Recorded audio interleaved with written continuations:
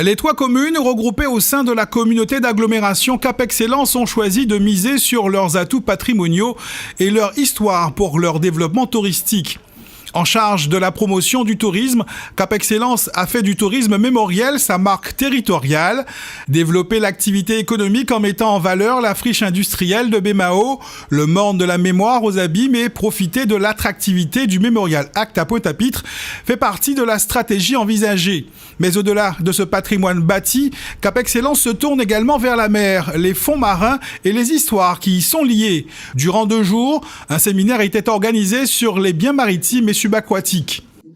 Son histoire, les activités historiques qu'on a au niveau de la mer, soit la piraterie, corsaire, les bateaux négriers, l'esclavage, etc.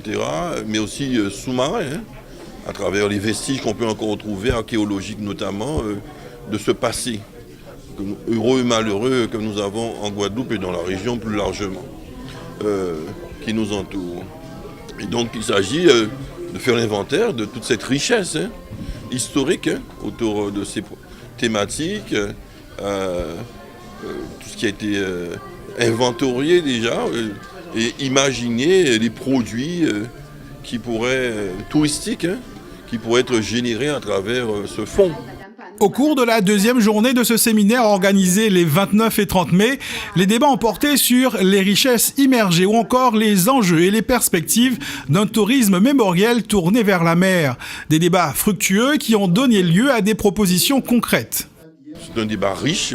Quelques idées naissent déjà, jaillissent de cette confrontation des idées, comme la création de ce musée de la mer, où on pourrait parler de l'histoire de la piraterie, des corsaires, des bateaux négriers, de la traite négrier, etc., des vestiges archéologiques.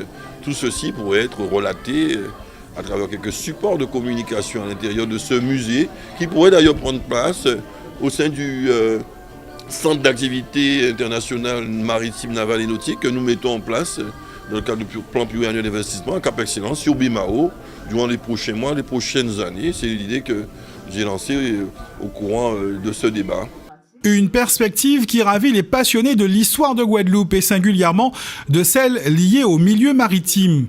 Parmi eux, Myriam Alamkan, historienne maritime et membre de l'association Trésor du patrimoine, invitée par les organisateurs à intervenir au cours de ce séminaire sur les rapports entre l'histoire, la mer et le littoral en Guadeloupe.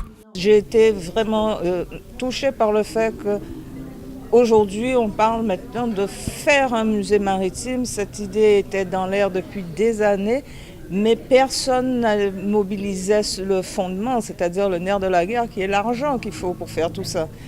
Nous sommes beaucoup de passionnés du milieu maritime, que ce soit les tenants de la voile traditionnelle, j'ai entendu ce matin M. Deloricis qui faisait aussi de la rame traditionnelle de la Guadeloupe. Il y a beaucoup de passionnés par l'histoire, mais rien pour nous fédérer. Et un musée est une aussi perspective de se fédérer. Pour Cap Excellence, le tourisme mémoriel peut générer des milliers d'emplois en Guadeloupe dans différents domaines d'activité. Reste à espérer que la bouteille jetée à la mer trouvera réponse.